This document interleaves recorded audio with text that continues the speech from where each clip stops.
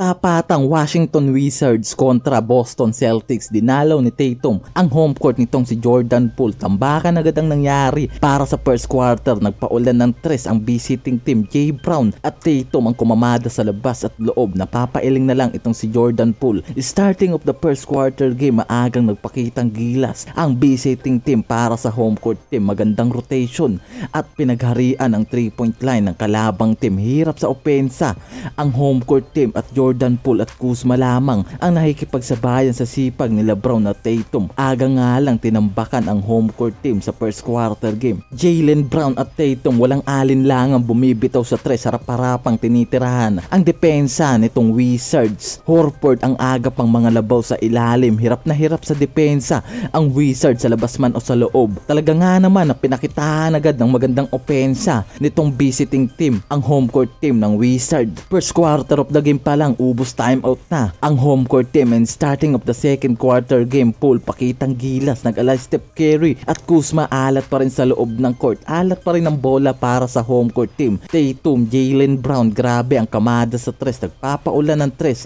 ang visiting team para sa second quarter game. 30 ang kalamangang hinahabol ng home court team. Alat sa bola ang Wizard. Juice Jones, Poole, Kuzma ang sumasagot dito sa init ng kabilang team. Tatum, Horford, sabayan mo pa ng init sa tres nitong si Jaylen Brown. Tambakol ang laban para sa dalawang team na ito. Hirap na hirap sa opensa at depensa ang team ng Wizard. May kita sa laro nila Poole, Kuzma na wala ganong ginagawa ito sa loob. Kahit nasa sariling home court pa nila ito ay binabastos lang sa tres nitong si Jaylen Brown ang depensa nila. Pero Tatum hindi pa rin tapos magpasikat. Nagpaulan pa ng tres bago matapos ang second quarter. Angat sa 30 ang kalamangang hinahabol nitong Wizard sa Boston. Pagdating ng third quarter game, susubukang habulin ng home court team ang iniwang kalamangan ng Boston. Pero magandang pasimula pa rin para sa Boston ang nangyari. Basic move na nga lang ang ginagawa nitong si Jaylen Brown para sa kanilang team. Ginawang preseason game ang laban kontra dito sa Wizards. Pinaglalaroan lamang ang depensa ng Wizards nitong visiting team at Horford nagmamaw pa sa ilalim. Sinabayan pa nitong number 8 jersey sa loob. Talaga nga naman na hirap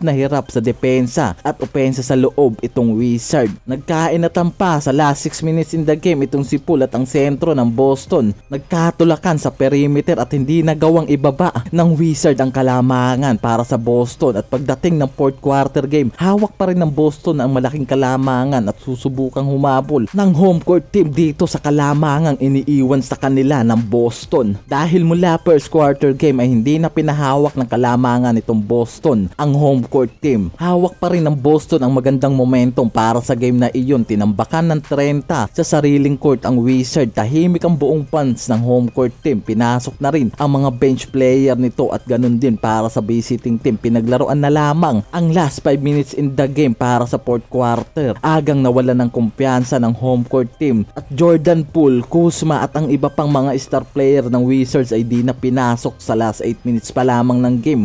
Wala lang nagawa at di na nahabol pa ang malaking kalamangan. Nanalo ang visiting team kontra sa Wizards 126-107. Baon sa tambak ang Washington Wizards. Hindi na pinabangon pa ng visiting team na Boston ang kanilang katapat at Jaylen Brown nakuha ang best player of the game dahil sa magandang performance nito sa loob.